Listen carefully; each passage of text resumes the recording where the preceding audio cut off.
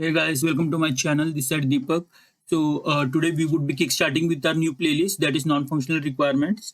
Already I have a playlist that I have started on system designing. NFR, that is non-functional requirement, is very much important concept of any system designing. It is all about the experience that we are trying to give it to our customers so that like they should stay with our platform for a longer duration. uh, in my previous video, I have discussed on the difference between functional requirements and the non-functional requirements, different types of NFRs that we are having. All those NFRs I can't cover in one single video. That's the reason I have started this playlist. In this playlist, we would be deep diving into every single NFR in depth with as much examples as possible, so that like it would be easier for you to grasp the concept. So let's start. If you are interested in upskilling yourself in system designing, please do watch that playlist. The link would be in the description box. So in this video, we would be discussing on performance. Performance, we would be discussing that with the help of IPL match. So from a normal user perspective, if you see how does normal user visualizes the system, he is like, okay, I am sending a request, I am getting a response. For example, there is a Geo Hotstar app, and let's say there is a button where I can just click and I can start seeing the match. Okay, so that clicking on that button is the request, and he starts receiving the feed, that is the response, that he is able to see the match. Correct. Now this is how normal user visualizes it. But for an engineer, when it comes for performance, when it comes for non-functional requirements, what is like the thing between the lines? So for him, like as soon as I'm getting a request, I need to send the response, but the response should be as quick as possible. Plus, at that instant, there can be like a million users who would be watching that particular live stream. So I should maintain the consistency, the performance across all the users without impacting any single user performance. I should be able to provide the feed, the response to the user as fast as possible. Uh, Irrespective of how many users I am getting on my platform at that particular instant, uh, I should make sure that like my viewing experience for that particular user should be as seamless as possible. Like my system should be very much performant, regardless of the number of users they are watching at that particular instant of time. So again, like when we would be deep diving further into the performance, you would be understanding much better when we would be discussing on every single categorization of performance with IPL match example. So units. So there are three units in which we measure the performance. First is time, second is load, and third is cost. So these are the categorization of a performance. As you see, like here I have mentioned for the time, there is this latency, throughput, startup time. In terms of load, there is concurrency and there is load handling. In terms of cost, there is this resource utilization cost. So the way I've mentioned in the units like time, load, and cost, those are categorized into these different sections. Now you might have heard majority of the times, like around 99% of the time, people are just using these terms called latency, throughput, availability, scalability. But you see, like latency and throughput are just one of the single part of the complete performance. It independently doesn't exist. Whenever you are saying like, hey, my system is having low latency or high throughput, indirectly you are measuring the performance of your system, and you are telling like, hey, this is how performant my system is. Let's deep dive into every single categorization. So latency. One more thing, the reason that I have been mentioning all these things here, it's not like for me reading it and telling it to you, but the important thing is like if I'm just saying it verbally, it would be difficult for you to grasp the things. That's the reason I'm mentioning it here, so that like every single point when we would be discussing in depth with every single example, you should be able to understand, hey, how exactly the things work. So starting with the latency. So latency means what? Latency means my system is getting a request. I am sending a response. The difference of a time, or the time took for me to send the response. That is what the latency is. Let's say I am getting a request on 0th second, and I am sending a response. Let's say after 3 seconds. So the duration that it took is like 3 seconds for that request to get processed. That is what latency is. Uh, Again, like we say like the lower the latency, the better the experience for the customer. Why? Because let's say you are giving me a request and I'm sending you the response quickly, then it would be a good experience for you. Rather, if you are not getting a response quickly, you are just waiting. That is not a good user experience. That's the reason lower the latency, better the experience is there for the customer. How do we check the latency basically? So when we are identifying or analyzing the latency of a system, there are different criteria that we follow, which is P50, P95, and P99. These all parameters are there in the latency, and these are not an independent things, but these are coming up with a value. Let's say this, if I'm saying it as 100 milliseconds, if this is 150 milliseconds, and if this is 200 milliseconds. So what does this mean? So P50 100 milliseconds, it means like of the total number of requests that I'm receiving, let's say I'm receiving 1000 requests. In that, 50% of the request, that is 500 requests, I am sending the response in 100 milliseconds. Similarly, P95, if I'm getting a request, 1000 requests, I am able to respond to that request in 150 milliseconds, like 95% of those requests, that is 950 requests. P99, that is 990 requests, I am sending the response in 200 milliseconds. So this is how we compute the performance of a system. The IPL matches, that is what I have observed is like the ball has already been bowled. It is there on the television, but on the streaming platform, let's say Jio Hotstar, it takes certain amount of time. There is a delay, there is a latency for you to see that thing. Now that is a bad user experience in my humble opinion. Why am I saying is because the surprise element that is there in that particular ball has already been lost. Maybe in that ball, the cricketer, the batsman might have hit a six, or there might be a wicket. We do not know, but already that surprise element has gone, and I am seeing that thing after a certain amount of time. That is the latency. So if, let's say, if I'm streaming it across parallel to the television, like at the television and on my application, if I'm doing it at the same time, then that is a good user experience. So lower the latency, better the experience is for the customer. What are the steps if you want to uh, uh, increase the experience and lower the latency of a customer? What are the steps? So we would be we need to, let's say, take cache into consideration, because whenever we are getting a request, let's say you are performing some kind of an IO or network operation, that is a time consuming. But let's say if that is a static data, if we just cache that data and send that response, so cache, because it stores the data in memory, it is much faster, and that's the reason caching is going to reduce your latency considerably. Other than that, async task optimization, so these are again a couple of steps basically for completing one single job. Multiple services has to interact with each other, but not all service has to do a synchronous communication. There might be certain things where you can do the job asynchronously parallelly, and if it is an asynchronous thing, then your time is getting saved, because you are now not waiting for the request and response for any other service. You are just fire and forgetting. So that those all the things reduces your latency. Then the next thing that we would be discussing is the throughput. So in latency, if you see, there was a request, like one request was fixed and one response I need to send. How much time we need it takes for sending that response? That is something that we were computing. In throughput, the time factor is fixed and the number of requests we want to compute. So let's say in throughput, what I'm saying is there is 1 second of a time, and in 1 second, how many requests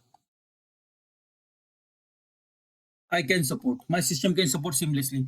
That is what throughput is about. So let's take again this example of ours. Let's say I have done a performance testing of my system. Okay, and I know one server of mine is able to handle 40,000 requests per second. Again, like this is just an hypothetical example. This is very rare case where a server is able to handle this much load, but just an hypothetical example.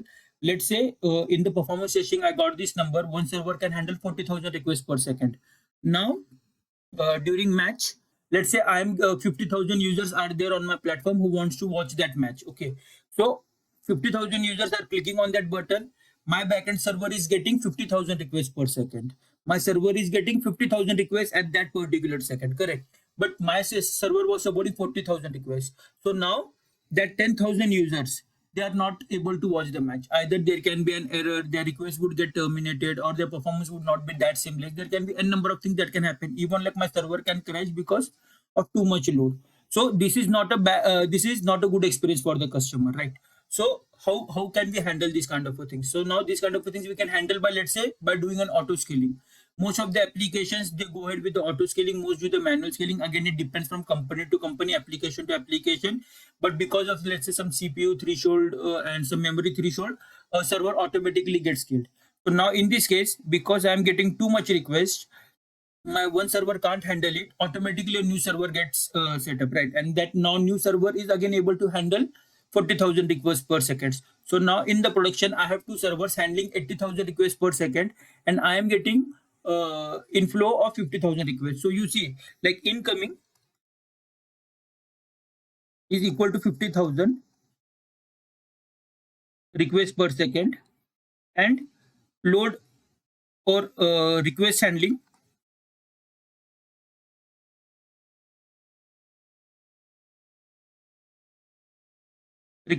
is equal to 80,000 requests per second. So now you see, I can easily handle all those 50,000 requests, and the experience of my customer would be great. So this is how we generally achieve the throughput. So here you see in the throughput, because of the computation, I know like in 1 second I can handle this many requests. But if I am going to have more requests, then I need to just spin up new servers. This is how I usually handle the throughput part. Again, like throughput, how we can handle is basically parallelism. You are getting a request and multiple requests. If you can compute them parallelly, that is great. If both the requests are not interrelated, if those can get executed parallelly, just do that parallel processing, and that is going to utilize your resources properly and would be able to serve as much requests as your system supports in that particular duration. Other than that, scaling, batching, all those things are there. Like we have already seen, like whenever we are dumping something in the database, rather than firing one single query, we have that connection pool, we execute the batch queries, all those things like grouping the things, doing the parallel computing, all these things, like these are the steps where you are utilizing your resources in the much proper way. And by utilizing the resources in the proper sense, like if there are, let's say, 4 cores and you are utilizing all the 4 cores at the same time, now in this moment you are able to serve more and more requests in that particular duration of a time. That is what throughput is. One thing that you need to remember is throughput is different from latency. Even though both are the time parameter, latency, request is fixed. We are computing the time, how much time it will take for serving that request. Throughput, time is fixed, and we are saying how many requests we can serve in that particular second, in that particular time duration. Next comes the concurrency. So now, what does concurrency means? Concurrency means at that particular instant of time, I am getting those many number of requests. Like concurrency is like concurrent users are filing in that second. Let's say it is 12:01. So it is 12 a.m. And let's say it is hours, minutes, seconds. Let's say it is 01. So in this 1 second, let's say I am getting, let's take this example, 2500. These are like 2500 requests per seconds that we are getting in this particular in this particular seconds. So now where does performance come? Performance comes is because now concurrent requests my servers are getting for the same operation, for the different operator doesn't matter. But if I am getting the concurrent request at that particular moment, I should be able to serve every single request. I should be able to serve every single request with that same performance. If let's say for one request, I am sending the response in, let's say, 100 milliseconds, then all other services, all other requests, I should serve the response in 100 milliseconds only. That's the reason if you see, I have provided this metrics P50, P95, P99. So if you see P99, 200 milliseconds. So let's take this example. 2500 requests per second I am getting, 2500 RPS. So 2500 RPS I am getting of this 99%, if you are calculating into 99 divided by 100. If you are doing these things, so 25 into 99. These many number of requests I can send the response in less than equal to 200 milliseconds. So this is what concurrency is. Like in concurrency, at that particular moment, I should be able to support as many requests as possible. Plus, the performance of all those things should be same. It should not happen like because there are too many requests, we are giving a bad performance to some customer and and good performance to certain customers. For us, every customer is equal, and we should maintain the decorum where we are sending the response in that set time and serve all those requests in that set time for all those users, for all those requests.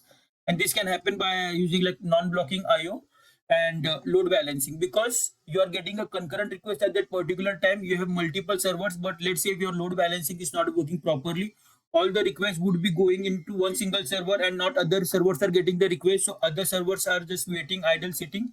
We are not utilizing their resources, but one server is overwhelmed, which we are calling is like hot shot, or like making that server much more hot, where like same server is handling more requests. And because of that, because the resource capacity of the server is limited, that server is getting exhausted. And because the server is getting exhausted, it is now start failing the request, sending the read timeout, connection timeout, not able to serve that request properly, or else start doing a delay in that particular sending the response. So that's the reason load balancing algorithm is very much important. Load balancing should happen properly. Now let's discuss on load tolerance or load handling. Assume in case of an IPL, let's say 50,000 users are currently watching this match, right? And now let's say Dhoni is coming for batting because he's like everyone's favorite, and like again he's my favorite. So Dhoni is coming for batting from CSK, and suddenly because Dhoni is there, more users are interested in the match and they want to see his batting, right? So initially, let's say 50,000 users were watching because Dhoni is batting. Now 20,000 users added more. Like this was a spike. Again, like I'm just taking a rough example. This was just a spike, 20,000. Now going forward again, like let's say Dhoni is hitting a six. Okay, now again like some users are going to get added. And now what can happen is let's say Dhoni is going down, like his wicket is going down. Now because of that, what happened is like because Dhoni went, the load suddenly dropped, and now it is like on a stable load. So you see this load, it can spike up and it can spike down, right? And our system should be able to handle this kind of a spikes. Again, I am just taking a very niche example, but you can see like most of the times when the spike happens, the spike is like 2x, 3x, 5x, 10x. This kind of a spike happens, and our system should be able to handle this kind of a spikes. This is what a load handling means basically. So if there is a sudden spike, then whether our system is able to handle that kind of a spike or not, that is what determines whether our system is performant. How does that happen? Based on like auto scaling, because there is going to be spike, but again like auto scaling is not always going to be work properly. Why? Because spikes, because when you are doing an auto scaling, the server starting a server is going to take certain amount of time, and at that time, because there are too many requests that hit you in that particular second and your server was not up, the request is going to get declined. That's the reason most of the companies, they do the predetermination of these things, like hey, in this particular moment a spike can happen.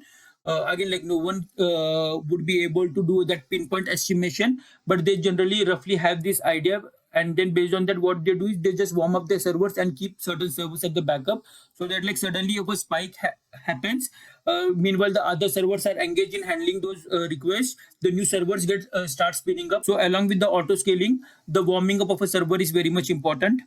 And as I mentioned, that this is in the case of if the spike happens in the upward direction, the load increases. But if suddenly the load drops as well, then in that case we do not, because there is no load, we directly don't kill those servers, but we do the graceful degradation. First we let certain number of servers to complete their request, and then slowly and steadily we start degrading them. So this is how like automatically the things like scaling up and scaling down happens in case of load tolerance. Then the second thing is resource utilization. Every single company is spending a lot of money in resources. Resources can be your memory, your RAM, your CPU, your hard drive, your network cards, whatever things, like everything, every single resource company is spending a lot of money. Why? Because they want to make the experience of their customers good. But it should not happen like company is not utilizing those resources properly. So let's say my server is able to handle, let's say 40,000 requests per second, okay, and currently 20,000 users are watching the match. Now in that case, my server can handle 20,000 more requests, and there is a new 10,000 requests per second that I'm getting. So now same server can handle that request, right? Together it would be 30,000 requests per second. My server can handle it. But let's say if I have reduced my threshold from let's say 80% of the CPU utilization, I have made it let's say to 40% or 50%. So now what would happen is, because my server is busy in serving those 20,000 requests, and because of the surge of the 10,000 more requests, what I'm doing is I'm auto scaling and I'm creating a new server. And now that new server is handling 10,000 requests. So if you see, let's take this thing. So current server, let's say server 1 is can handle 40,000 requests per second. Okay. Now total request is 20,000. So now the remaining is 20,000. So my server can handle 20,000 requests more. 20,000 requests per second more it can handle. Okay. But now what is happening is, because I have done the configuration, let's say CPU 40%, memory 40%. If I am doing these things, so now what would happen? Because so these parameters, this tells like okay, whenever this threshold is reached, just go ahead and spin up a new server. This is like auto scaling policies. There again there can be multiple different policies, but this is, let's for example we are taking this thing. So now this is the stuff, right? Now what would happen is, because the 20,000 requests are there already, my CPU is on 40% and memory is on 40%. Now new request I am getting. New RPS is equal to 10,000. Okay. So now what would happen is, because this is going to get breached, a new server S2 is going to spin up, which is going to handle 40,000. So now the new request is 10,000. So you see here the 30,000 capacity is left. So you see, already my old server was having 20,000 requests per second capacity. It can handle those requests. But because of this 10,000 requests, I am now spinning a new server, and now this new server can again handle 30,000. So now what does this mean? This means like I am not utilizing my resources properly.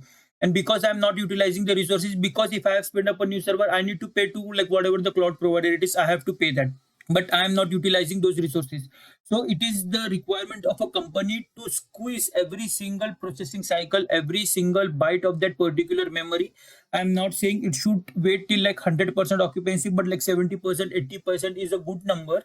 You should try to squeeze that much uh, resource capacity, and then only if need arises, then only you should spin up the new server. So in this case, if 40,000 is there, 10,000 can be accommodated. When should I spin up a new server? I should spin up a new server when server 1 is having 40,000 capacity, and the request that it is handling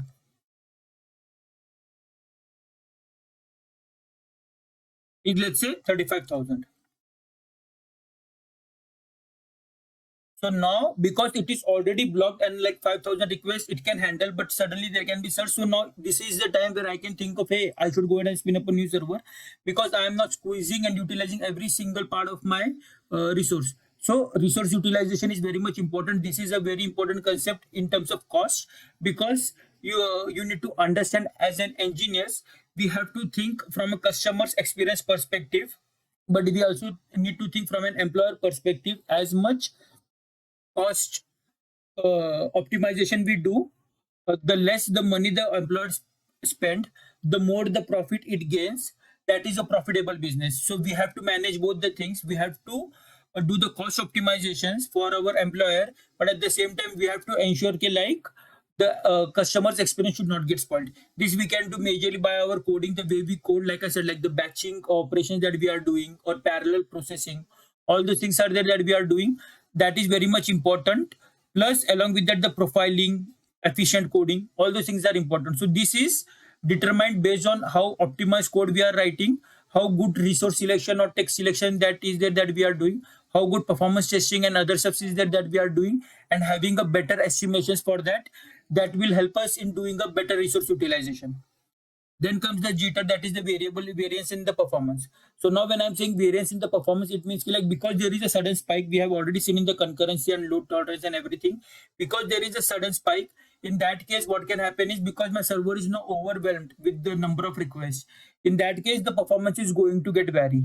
Now that is not a good experience for the user, right? So that's the reason the warm up comes into the play, because there is going to be the sudden spike and my single server is not handling it, and because now there are new servers that are going to spin up, and those are going to take time. Till that time the users are sitting idle, they are not able to access your service, they are not able to access your platform. The performance is getting varied, and again, like, because my server is getting too much request, earlier the CPU or the memory that was working on 50-60% of the load, now they are shifted to like 80-90% of the load. And because those are pushing hard for getting that extracting that performance, there should not be the case where the performance of other customers are getting degraded, their response is getting degraded and stuff like that. So we have to consider this thing in mind, like, hey, we are going to do an optimization of the resources, correct, great, but then in that case we should not spoil the experience of the customer. So if in this case, if we are expecting too much spikes, so then let's warm up the servers and shift our load balancing algorithm in such a way like the request should be sent to the new server, so that like the performance of my current system is not going to get degraded, and the old customers, regardless of how many requests my server is getting, they should be having that seamless performance as it is. So that is what we need to ensure. Then the final thing that we need to discuss is startup or the warm up time.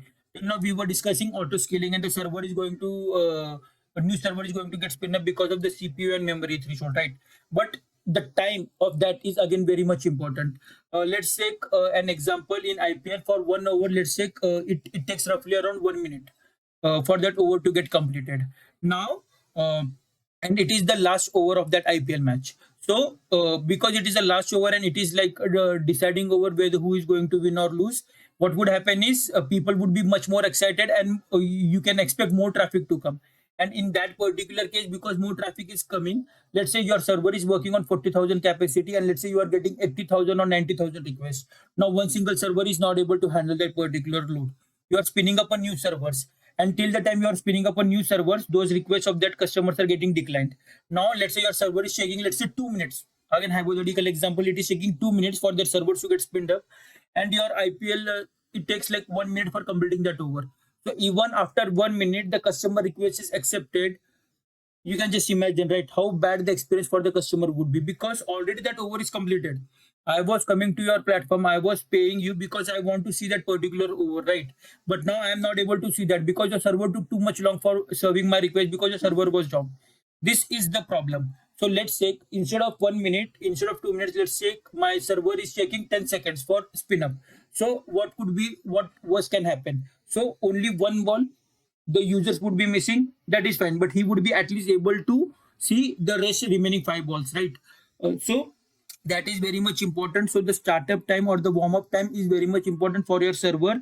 How much time it takes in case of contingency, how much time it takes for getting up and serving and start serving those requests. So this is what all about the performance. In the next video, we would be discussing on other NFRs. If you have liked this particular video, please do like and share this video, and please do subscribe to my channel. Thanks.